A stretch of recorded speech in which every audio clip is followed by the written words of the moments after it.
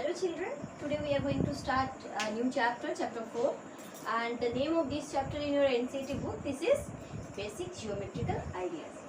Geometrical Ideas. So I think you people have understood what we are going to do now. Yes, we are going to learn about the different parts of this geometry. Geometry means what? Geo means art, metry means metric, that means for measurement. So here in this chapter we will learn to measure the length, we will learn to find the area and all these things, because this part includes all these things. But in this chapter we are going to discuss about some of the basic parts. So we are going to start it in first step. When we are going to talk about any geometrical figure, the first thing we should know, that is, yes, and that thing which I am going to tell you, it don't have any length, it don't have any breadth, it does not occupy any area, just only to pointing a part. For showing the placement, we use this one as a dot, and that is called a point. So if I am putting a dot anywhere, for that, and when you people will do this one, you will do this one with your sharpened pencil. You must sharpen this one very well. Then you will put a small dot. That dot, it's not including any particular area or anything else, only it will be presented by a small dot, and that is called a point. So how can you present this one? Yes, in alphabetically we can present this one like, if I have put the dot, I can mark A. So it is point A. Let it be. If it is point X, point Y, like that we can present. So with the dot given over here, we will put one letter to denote this one, to make it understand for anyone else. Now here you are putting this dot, that surface, that plane surface we are using here, that is called what? This is called plane. So when we are working with these geometrical things, we will look after about that, means wherever we are working, that is called plane, that smooth surface on which we are working here. Here you can see wherever I have marked these dots to mark it the point, where I have put them on the board. So here my board is that plane on which I am working. Okay, now suppose you have given 2 points. Yes, let it be, I am taking here 2 points, here and here. Yes, so let's name this. Let it be, first point is P, second point is Q. If I am joining these 2 points, what I will get, tell me? If I am joining these 2 points by using my ruler or any of the straight object, that shortest distance we are getting, yes, that is called line segment, because that length of this line has been defined by these 2 points. Yes, they are defined by these 2 points. So that kind of that is called that line segment. This is the shortest distance between these 2 points. So the shortest distance between 2 points, we will just now we will learn this one as line segment. So here I have drawn that PQ, whatever measure it is. If you are using the ruler, we can find its length also. That one is, as it has been bounded by these 2 points, that is called line segment. How you can denote this one? Suppose you have to, after seeing that image from your book or from exercise or from somewhere else, you have asked to denote this one. How you will denote? So here in this case, what I have drawn, it will be denote like that, P, Q. Then you put that bar on this, that end, on that both end it have 2 dots. Yes, so this is called the line segment PQ. Now, if I am telling that here it has been bounded by these 2 points, if it is not bounded by these 2 points, what will happen? Yes, generally we used to say a line. Yes, so line means what? Line means it have no fixed length. So how you can present this one? Let it be, I am taking here, and it can be extended to any end. Let me mark it. This one is A, this one is B, and I can extend this line to both the ends, to opposite direction. So this one is called a line. It is called what? Line. So how can you denote this one?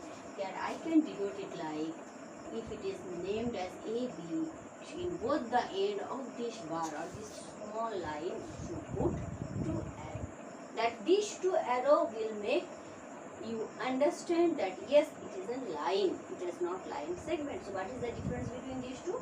It have two dots, that means it is bounded by these two dots. It cannot extend it, the line segment cannot be extended, but here that line can be extended on both the end. So it does not have any fixed length. And wherever we are drawing any line, that one we can present this one by a single letter. Here as I have named this one as AB, I can name it like L, I can name it like M, anything else. Anything is only one single letter also we can give to name these lines. Okay, now you are clear about the line segment, you are clear about the lines also. Now we will discuss about the intersecting lines. What do you mean by that?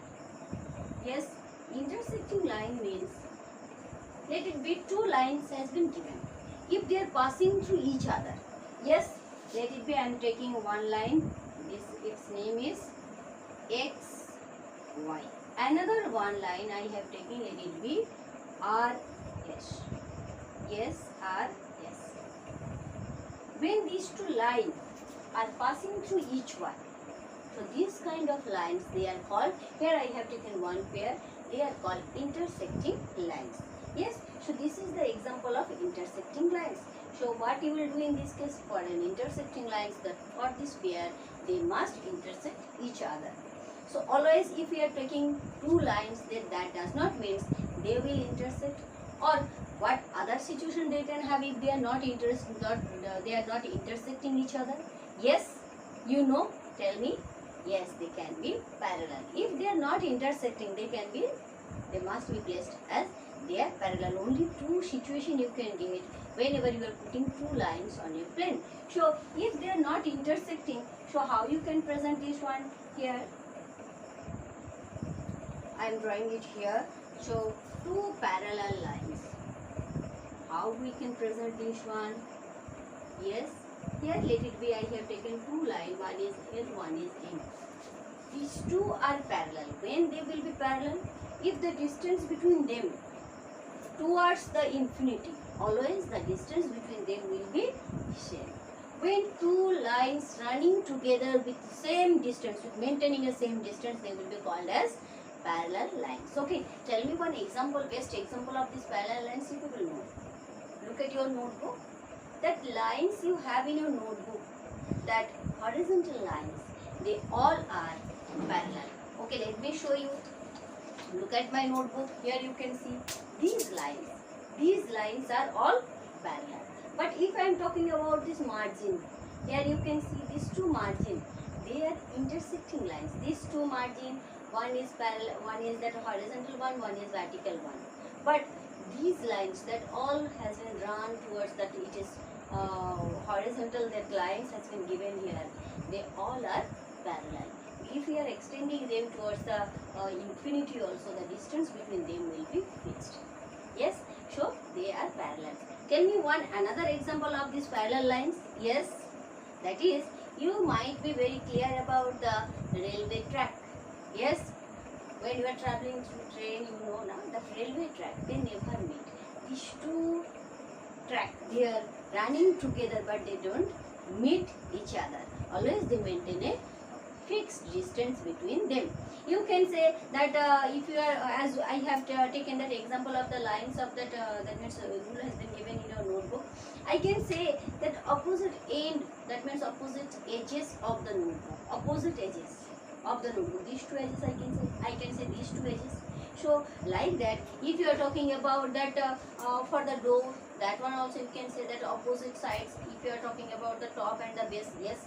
If you are talking about the two sides, left and right, yes, they are also example of parallel lines. Now, the third thing we can discuss here, as we are discussing about that intersecting lines, we were discussing about the parallel lines. So these things we are talking about two lines, or yes, more lines also can be. But when we can say these lines are concurrent. In which situation we can say these lines are concurrent? Yes, here if we are taking more than two lines, let's take more than two lines. How we can present this one for the concurrent one? See, here I am drawing it here. I am taking let it be 3 lines. Yes, that concurrent we will talk when we are taking more than 2 lines and they pass through one point. When all these lines, I have taken 3, you can take 4 also, yes, 5, 6, 7, 8, 9, anything. It is 3 or more. So if you are taking 3 or more lines and they are passing through one point, so in this case all these lines will be called as concurrent lines. Yes, now in next part we are going to discuss about the rays. What are the rays? What do you mean by rays?